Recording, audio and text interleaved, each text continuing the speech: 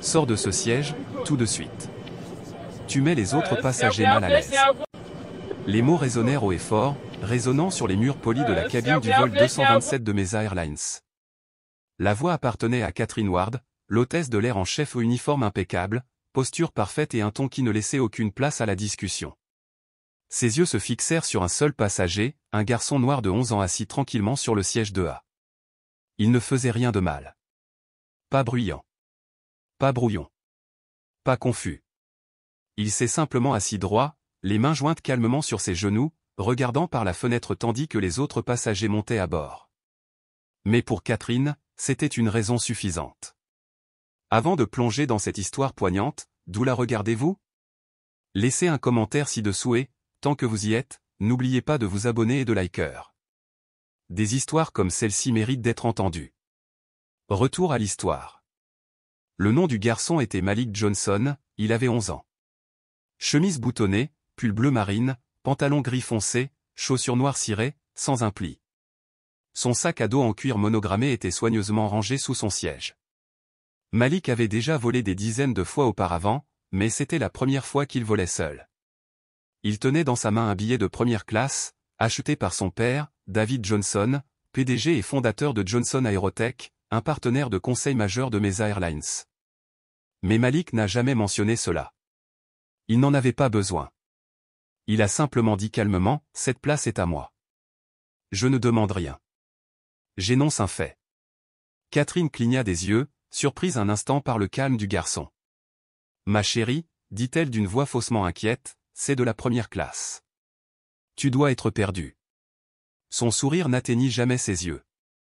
Elle se tenait debout, bloquant l'allée avec un air d'autorité qui criait, « J'ai raison, et tu ne le sais pas encore. » Malik n'a pas bronché. Il a mis la main dans sa veste et a sorti sa carte d'embarquement. Il le tenait fermement et clairement. Mesa Airlines, vol 227, siège 2A. Souhaitez-vous le scanner à nouveau? Catherine n'a pas pris le billet. Au lieu de cela, elle a croisé les bras.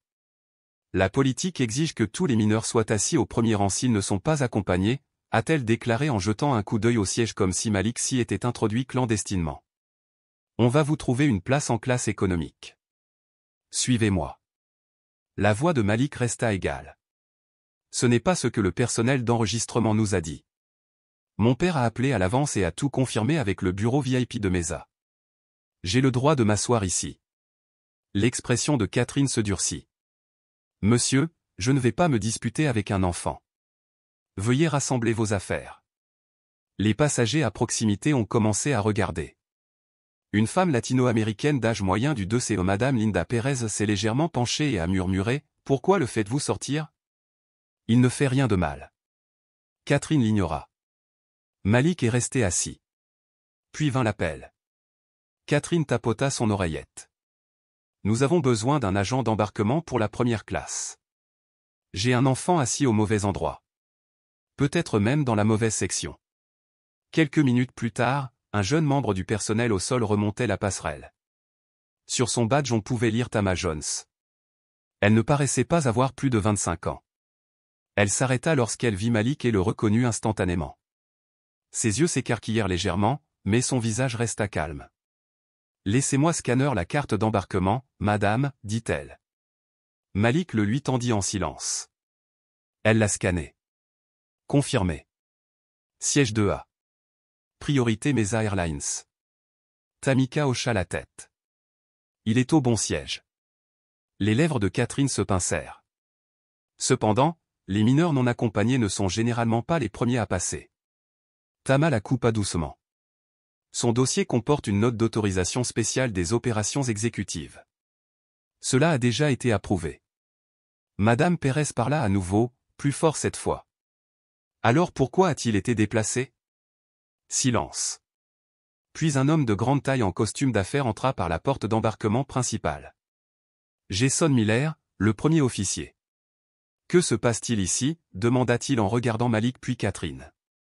Elle lui a donné un bref aperçu de la situation, qualifiant cela de malentendu. Jason regarda Malik, puis Tamika. Froidement, il a dit, déplaçons-le simplement vers le poste d'entraîneur. Nous ne voulons pas de perturbations avant le décollage. Tama avait l'air stupéfait. Monsieur, il est innocenté.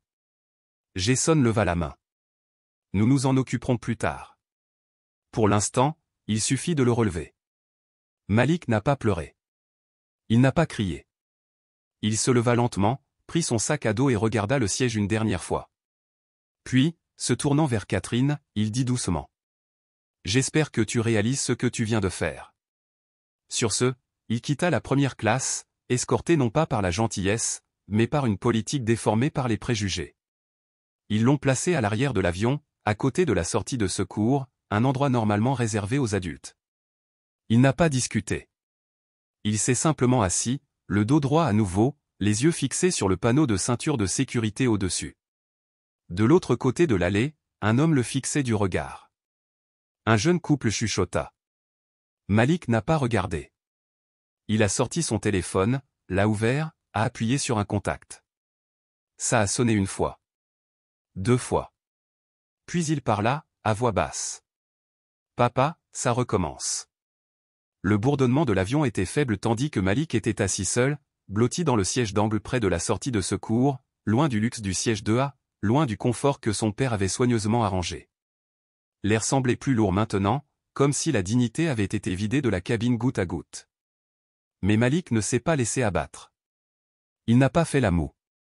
Il était assis droit, le dos droit, les mains soigneusement jointes sur ses genoux, comme on le lui avait appris. De l'autre côté de l'allée, les passagers échangeaient des regards confus, ne sachant pas s'ils venaient d'être témoins d'une erreur ou de quelque chose de beaucoup plus délibéré.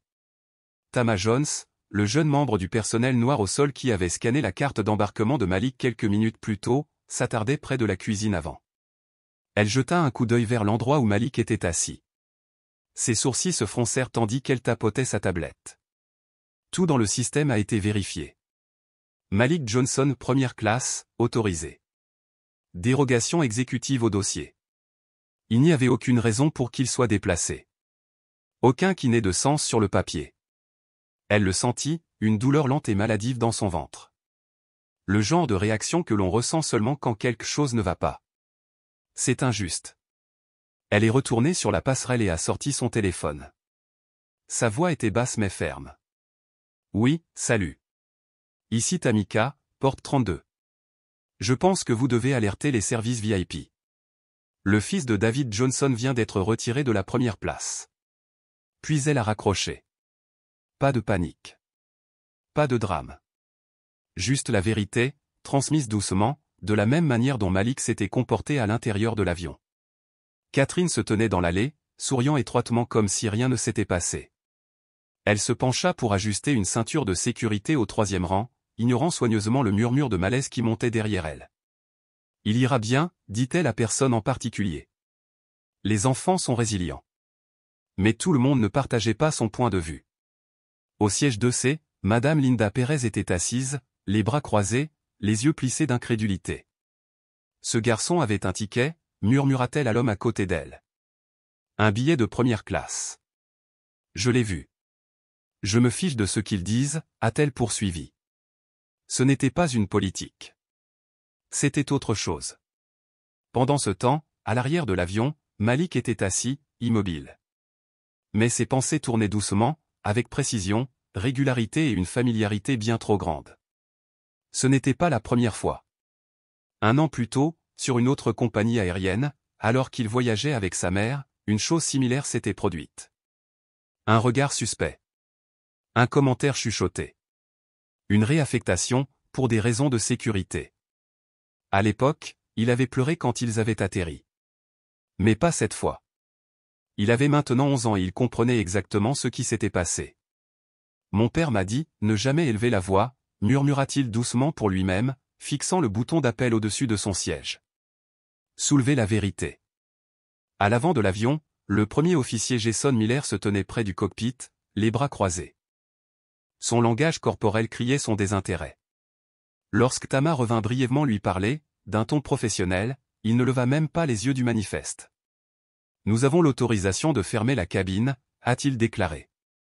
Faisons avancer les choses. Monsieur, répondit prudemment Tamika.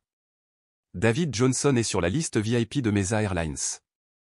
Il est également consultant externe pour les opérations. Si son fils a été réaffecté de manière inappropriée. Jason l'interrompit d'un signe de la main. Écoutez, ce n'est qu'un enfant. Il aura une autre place. On ne retardera pas ce vol à cause d'une question de place. Tamika ne protesta pas, mais ne partit pas non plus. Elle resta immobile un instant, laissant son silence parler. Puis elle fit demi-tour et s'éloigna, se dirigeant droit vers la réception. Pendant ce temps, le téléphone de Malik vibrait doucement dans sa main. Un nouveau message. Je suis en route. Ne bouge pas. 5 mots seulement, mais il portait le poids d'un tonnerre calme. Malik ne souriait pas, mais ses yeux pour la première fois depuis qu'il était assis clignaient un peu plus lentement. Dans la cabine de première classe, George Whitmore, un homme blanc d'une 60aine d'années, bien habillé, leva les yeux de son journal. Il observait silencieusement la scène, absorbé par tout. Son père lui avait appris à observer ainsi. Au fil de ses années de vol, il avait vu toutes sortes de voyageurs en première classe. Mais cette expérience enlevait sans raison un enfant proprement habillé et posé ou était nouvelle pour lui. Il n'a encore rien dit, mais à l'intérieur, quelque chose a changé, le souvenir d'avoir été réduit au silence trop souvent. Les préjugés ne sont pas toujours bruyants, pensa-t-il amèrement. Près de l'entrée de la passerelle, une agitation s'est produite. Les portes vitrées se sont ouvertes, révélant un homme de grande taille en costume gris anthracite. Pas de cravate. Juste des lignes épurées et un badge accroché à son blazer. David Johnson, PDG de Johnson Aeroch. Mais ici, il n'était pas seulement un dirigeant milliardaire. C'était un père, et son fils l'avait appelé. Tamika l'a repéré en premier et a agi rapidement. « Monsieur Johnson, dit-elle doucement, la carte d'embarquement de votre fils était valide. Nous l'avons scanné. Il était en cabine 2A. Je ne sais pas pourquoi ils l'ont déplacé. » David hocha la tête. « Tu as fait ton travail. Merci. » Sa voix était calme et posée, mais une énergie d'acier transparaissait dans chaque mot. Sans attendre la permission, il passa le comptoir d'enregistrement et monta sur la passerelle. 2 cadres du service des relations clients de Mesa se sont précipités après lui, essayant de le rattraper. « Monsieur, nous gérons la situation. »« Tu n'étais pas là, » dit David sèchement. « Maintenant, tu vas retourner dans la cabine. » Malik leva les yeux de son siège lorsque la silhouette familière apparut à la porte de la cabine. Sa posture ne changea pas, mais quelque chose se calma au plus profond de sa poitrine. Son père était arrivé, non pas en criant, ni avec des avocats, mais simplement avec présence. Et avec cette présence, l'histoire a cessé de se résumer à un garçon et à un siège. C'est devenu quelque chose de bien plus grand. Quelque chose est sur le point de modifier l'équilibre entre le silence et la responsabilité dans l'air. Les moteurs du vol 227 de Mesa Airlines n'avaient même pas encore démarré, mais quelque chose de plus profond avait déjà pris son envol. Un changement d'énergie silencieux mais puissant qui pulsait dans la cabine comme la basse pression avant une tempête. Malik était assis seul dans la cabine arrière, caché près de la sortie de secours, loin des larges sièges en cuir, des serviettes chaudes et des boissons pétillantes de la première classe. Il ne bougeait pas. Il ne s'appuya pas contre la fenêtre. Il était assis, le dos droit, silencieux à l'extérieur. On pourrait le prendre pour quelqu'un de calme, mais à l'intérieur, c'était tout sauf la paix. C'était en cours de traitement. Le genre de silence qui grandit lorsque la dignité est atteinte mais que la fierté refuse de se briser. Son téléphone était posé face contre terre sur ses genoux. Le dernier message de David brillait encore à travers la vitre. « Je suis en route. Ne bouge pas. » Malik n'avait pas répondu. Il n'en avait pas besoin. Il savait que son père comprenait le poids du silence. Ce genre de silence crie plus fort que tout le reste, des cris à travers les terminaux, au-delà du bruit. L'équipage de cabine s'est déplacé devant lui comme s'il était invisible. Catherine se tenait à l'avant du bateau, discutant et riant doucement de la demande étrange d'un passager qui souhaitait de l'eau gazeuse avec du citron vert au lieu du citron. Comme si rien ne s'était passé. Comme si le déplacement d'un enfant en payant un billet de première classe n'était rien de plus qu'une note de bas de page. Une rangée plus loin, un jeune enfant pleurait à cause d'un jouet tombé. Ailleurs, un bouton d'appel a sonné pour une autre couverture. La vie a continué d'avancer. Mais Malik est resté ancré dans ce coin tranquille, non pas un enfant qui fait la moue, mais une personne qui se souvient. Je me souviens très bien. L'année dernière. De Chicago à Miami. Avec sa mère, le docteur Alicia Johnson, chirurgienne, prend l'avion pour rendre visite à sa grand-mère. Tous deux bien habillés, bagages à main assortis, sièges réservés. Elle avait réservé en confort plus mais a été surprise par un surclassement, 2 sièges en première classe, sans frais supplémentaires. Un merci pour voyager souvent. Ils étaient ravis. Mais 30 minutes après l'embarquement, une hôtesse de l'air s'est approchée d'Alicia, l'a regardée et lui a demandé « Êtes-vous sûr que ce sont vos sièges ?» Ces mots exacts. « Es-tu sûr ?» Comme si elle ne pouvait pas avoir raison. Alicia a montré ses laissez-passer et a souri poliment. Mais l'agent a insisté, suggérant une erreur. Un autre préposé s'est joint à eux. 5 minutes.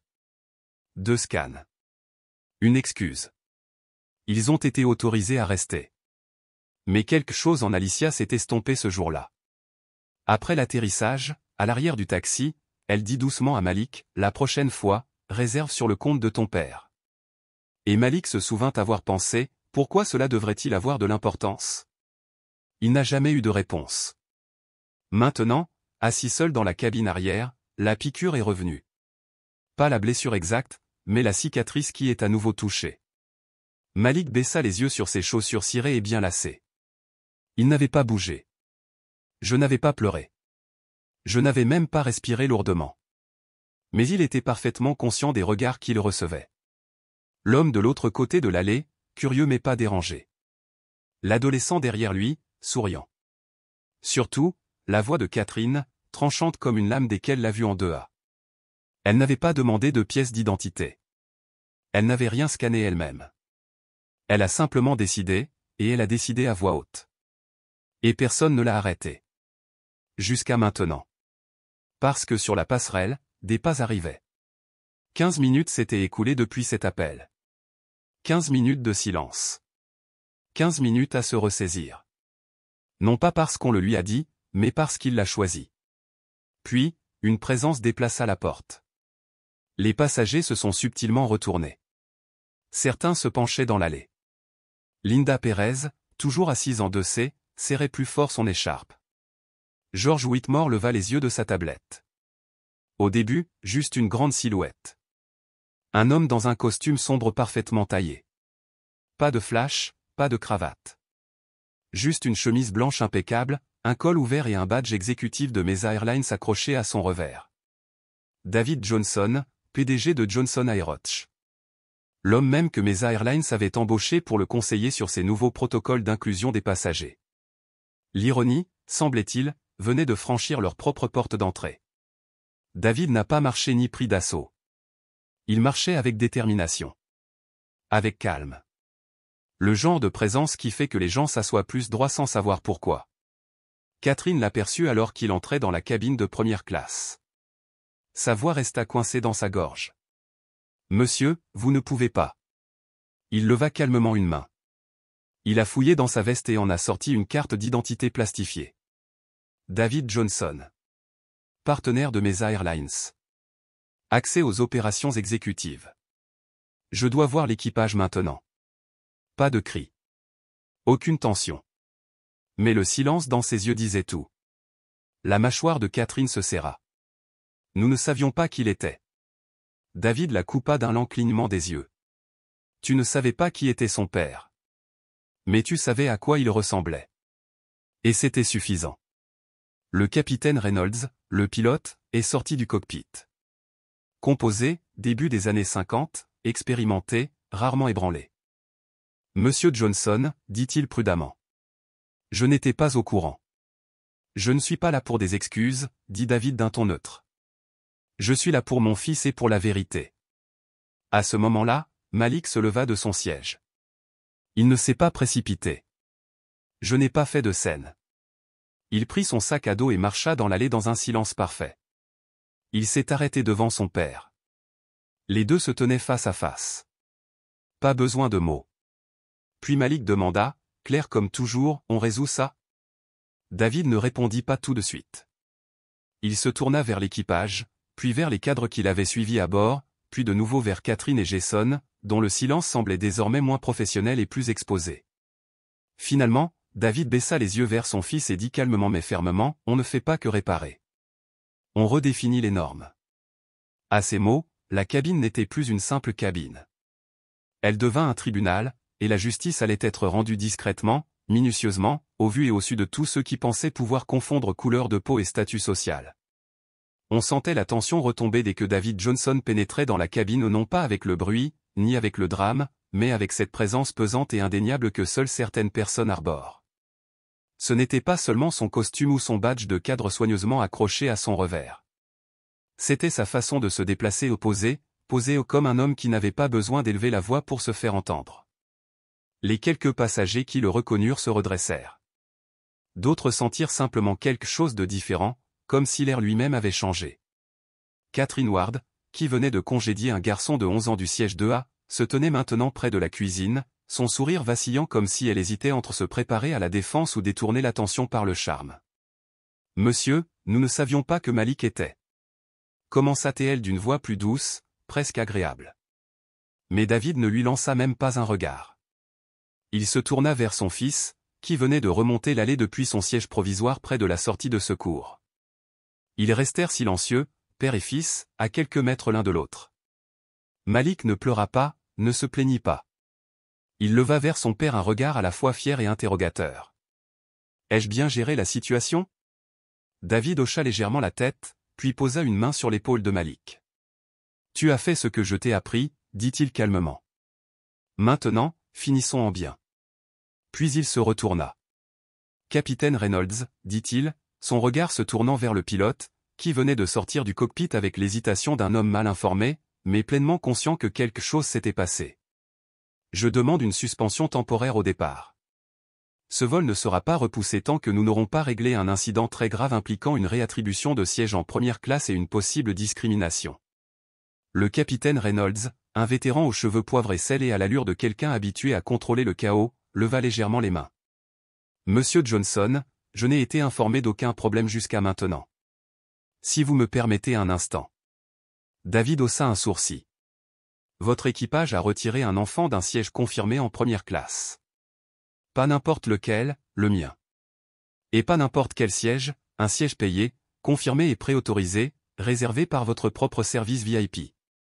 Vous n'aviez pas besoin de savoir que c'était mon fils, mais quelqu'un aurait dû l'empêcher dès que la question a été posée.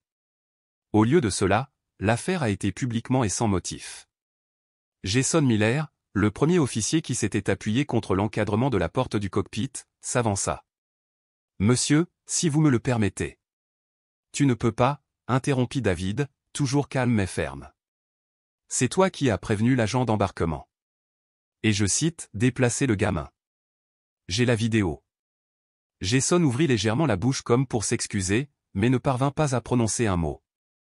Catherine intervint de nouveau, essayant d'adoucir la situation. « Monsieur Johnson, nous avons suivi le protocole habituel lorsqu'un enfant voyage seul. »« Non, » dit David doucement. « Ne vous cachez pas derrière la politique. Ce n'était pas une question de procédure. C'était une question de perception. Vous avez vu un enfant noir en première classe et vous avez supposé qu'il n'avait rien à faire. Ce n'était pas un échec politique. C'était une décision personnelle. Et c'était mal. » Le silence suivit. Puis, derrière David, une voix retentit. « Moi aussi, je l'ai vu, » dit Linda Perez, maintenant assise à son siège en 2C. Elle regarda autour d'elle, comme si elle en avait assez. Ce garçon a montré son billet clairement, poliment. Elle ne l'a même pas regardé, elle a juste appelé des renforts. Et personne ne l'a arrêté. Nous avons vu ce qui se passait. Le visage de Catherine rougit, mais elle ne dit rien. Puis, à la surprise générale, une autre voix se fit entendre. George Whitmore, le vieil homme blanc assis au siège 1A, jusque-là silencieux, posa sa tablette, se leva lentement et parla du ton calme de quelqu'un qui avait vécu des décennies de recul. « Je l'ai jugé, » a-t-il admis. Les yeux rivés sur Malik, il a dit, « J'ai levé les yeux et j'ai vu un garçon assis seul en première classe. Je me suis dit, peut-être qu'il n'est pas à sa place. Je ne l'ai pas dit, mais je l'ai pensé et j'avais tort. Ce n'est pas seulement une question de politique. C'est une question de regard sur les gens. » David hocha légèrement la tête, reconnaissant l'honnêteté de son interlocuteur. Puis il se tourna vers l'équipage. « Vous avez deux choix, dit-il clairement. Vous pouvez poursuivre ce vol, après avoir présenté des excuses officielles à mon fils et l'avoir réinstallé à sa place légitime. Ou vous pouvez expliquer à vos supérieurs et au public pourquoi Mesa Airlines a permis à un parti pris implicite de passer outre les droits d'embarquement confirmés. Le visage de Jason était pâle. Catherine baissa les yeux vers le sol. Aucun des deux ne bougea. David se tourna vers Tamika Jones, qui était rentrée discrètement dans la cabine à l'arrière. « Tama, dit-il, peux-tu raccompagner Malik au 2A ?» Elle sourit, légèrement, et remonta l'allée. « Bien sûr, monsieur Johnson. » Malik n'attendit pas qu'on l'aide. Il s'avança seul, regarda Catherine dans les yeux non pas avec colère, mais avec la même force tranquille que son père et retourna au siège 2A comme s'il ne l'avait jamais quitté. Quelques passagers ont applaudi.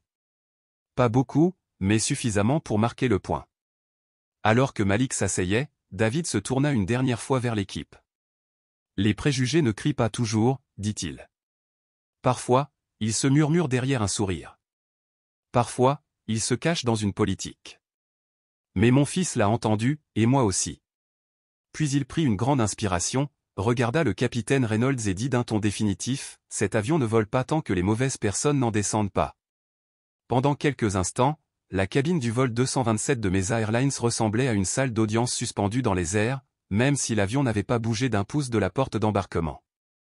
Dehors, le tarmac scintillait sous la chaleur de juillet, mais à l'intérieur, l'atmosphère était plus froide, toujours tendue. Chaque passager savait désormais qu'il avait été témoin d'un événement plus grave qu'une simple erreur de siège. C'était un véritable jugement. David Johnson se tenait à l'avant de la première classe, non pas comme un PDG exhibant ses papiers, mais comme un père dont la résolution discrète avait bouleversé la salle. Son fils Malik, de nouveau assis en classe 2A, n'avait pas besoin de protection. Il avait besoin de la vérité et son père la lui transmettait, mot pour mot. Le capitaine Reynolds s'éclaircit la gorge et s'avança. « Monsieur Johnson, je comprends votre inquiétude, mais puis-je suggérer que nous désenvenimions la situation en déposant un rapport officiel après le décollage ?» David se tourna vers lui, calme mais sec. « Non. On ne décolle pas avec cet équipage toujours responsable de cet acte. Tu veux que je remplisse les papiers plus tard pendant que Catherine verse du champagne ici et fait comme si de rien n'était? Je ne crois pas. » Jason Miller, le copilote, s'est avancé, la voix basse mais sur la défensive. « Ce n'est pas personnel. Nous n'avions aucune intention de nuire. » David le regarda droit dans les yeux. « C'est bien là le problème. Tu as pris les choses personnellement dès que tu as vu sa peau. Et ne confonds pas intention et impact. La question n'est pas de savoir si tu voulais faire du mal. La question est de savoir quel mal tu as causé. » Jason expira lentement, son sang-froid se brisant. J'ai suivi le jugement de l'hôtesse de l'air. Elle a dit que c'était une question de politique. Non, répondit David. Elle a dit que c'était une question de politique, et vous l'avez cru sans même vérifier. Ce n'est pas protocolaire. C'est de la complicité. Le silence qui suivit fut rompu non pas par un membre du personnel de la compagnie aérienne, mais par un passager. Linda Perez, fermement assise en 2C, se releva, la voix claire et fière. Il a raison. J'ai tout vu. Ce garçon était calme, respectueux, préparé. Il lui a même demandé de repasser sa carte d'embarquement. Catherine ne l'a même pas regardé. Elle l'a simplement congédié. Sa voix se brisa brièvement, mais elle insista. Et vous l'avez tous laissé faire. Je n'ai pas parlé assez fort au moment opportun, mais je parle maintenant. David lui fit un léger signe de tête. Merci. Puis, s'adressant à l'équipage, il ajouta, elle ne savait pas qui était Malik, et c'est bien là le problème. Aucun enfant ne devrait jamais avoir à porter un titre, un nom de famille ou un badge pour gagner le respect humain fondamental. À ce moment-là, George Whitmore, un homme blanc âgé assis en 1A, se leva à nouveau, sa voix désormais plus ferme. Vous savez, dit-il, je suis pilote pour Mesa Airlines depuis plus de 20 ans. J'ai vu le meilleur et le pire. J'ai bu du champagne à ce même siège le matin de Noël. Mais j'ai aussi vu avec quelle rapidité des gens comme ce jeune homme là-bas sont jugés non pas pour ce qu'ils font, mais simplement pour ce qu'ils sont. Il s'arrêta, regardant Catherine et Jason. Aujourd'hui, j'ai vu un enfant se faire dépouiller de sa dignité devant une cabane pleine d'adultes qui n'ont rien dit et moi aussi, je suis resté silencieux. C'est de ma faute. Se tournant vers David, il admit, je l'ai jugé aussi. Et j'avais tort. Merci de nous le rappeler. Catherine se déplaçait mal à l'aise, les bras croisés. Écoutez, je ne voulais insulter personne. Je fais ce métier depuis 18 ans. Je me fie à mon instinct. Les yeux de David se rétrécirent. L'instinct n'excuse pas l'injustice. L'expérience devrait vous rendre plus prudent, et non négligent. Jason fit un pas en arrière, visiblement secoué. Le capitaine Reynolds expira lentement. Que nous demandez-vous de faire exactement, monsieur? David n'a pas hésité. Je demande à Mesa Airlines de retirer Catherine Ward et Jason Miller de ce vol. Avec effet immédiat. Ils ne sont pas aptes à voler. Ni avec mon fils, ni avec aucun passager ayant été témoin de ce qui vient de se passer. Il s'est tourné vers les passagers. Quelqu'un s'y oppose-t-il? Aucune main ne s'est levée. Quelques hochements de tête. L'ambiance a changé, un silence gêné a disparu, mais un soutien sincère et discret est apparu. Tama Jones s'avança de la cuisine. Nous avons 2 membres d'équipage en attente à la porte 30. Ils peuvent être à bord en 10 minutes. Le capitaine Reynolds hocha lentement la tête. Compris. Je vais appeler. Le visage de Catherine s'assombrit. Vous me faites descendre de l'avion? Pourquoi? Un malentendu? David croisa son regard, fixe. Non. Ce n'est pas un malentendu, c'est une erreur de jugement. Mon fils s'en souviendra toute sa vie.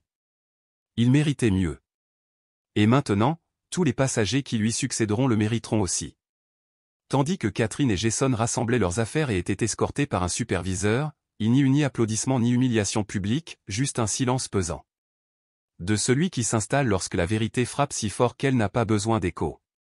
Malik regardait tranquillement, sans sourire, sans jubilation, juste une pensée murmurée.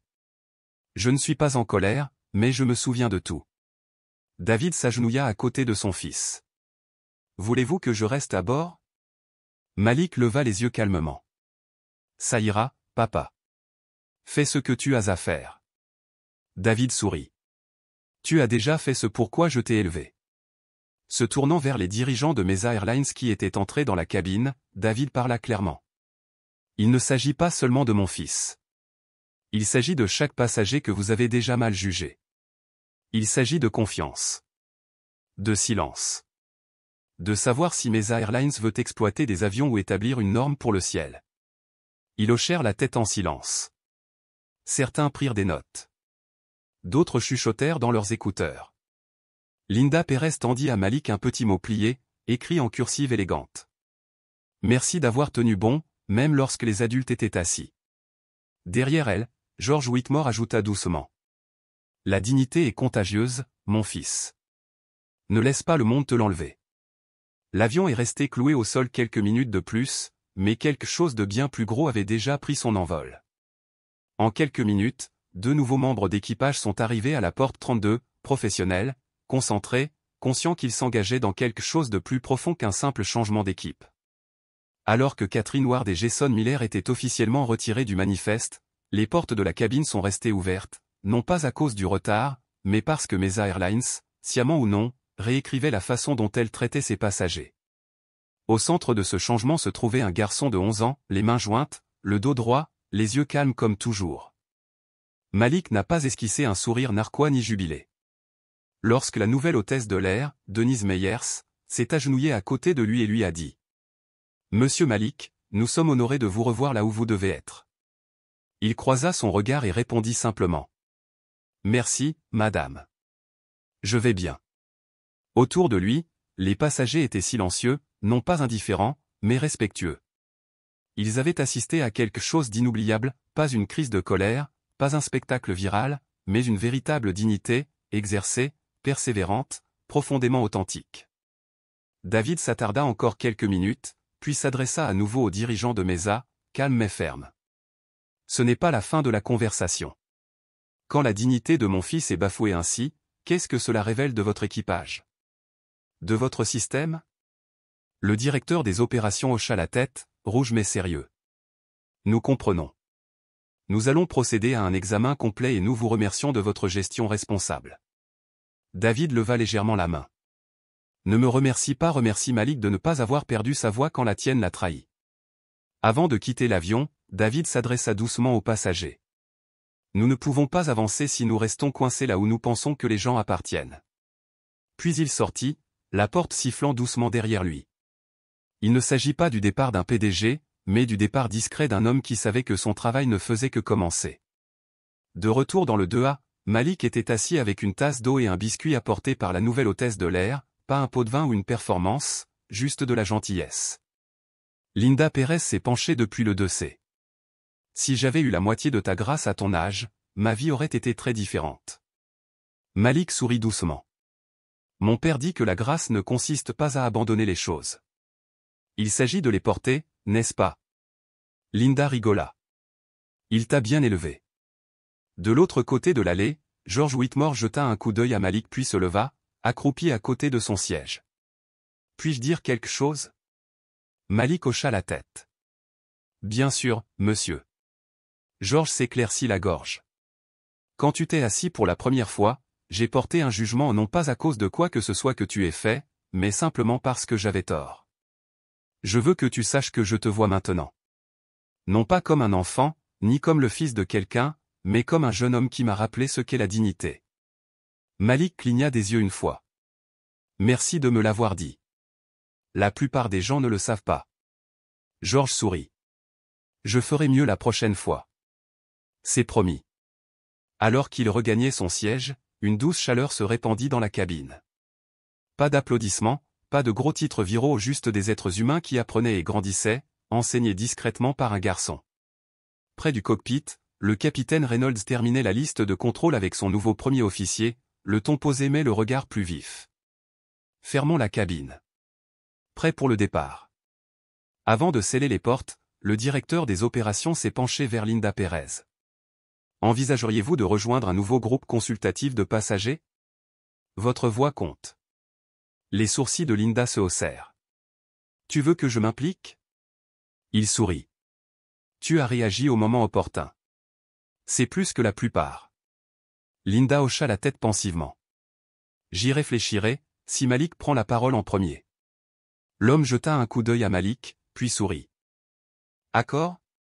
Des mois plus tard, au siège de Mesa Airlines à Dallas, David Johnson a annoncé le lancement du protocole Malik. Une initiative à l'échelle de l'entreprise visant à garantir que la dignité d'aucun passager ne soit plus jamais remise en question ou ignorée. Point clé inclus. Formation obligatoire sur les préjugés implicites pour tout l'équipage et le personnel de porte. Un nouveau comité d'examen des escalades composé de représentants de la communauté et des jeunes.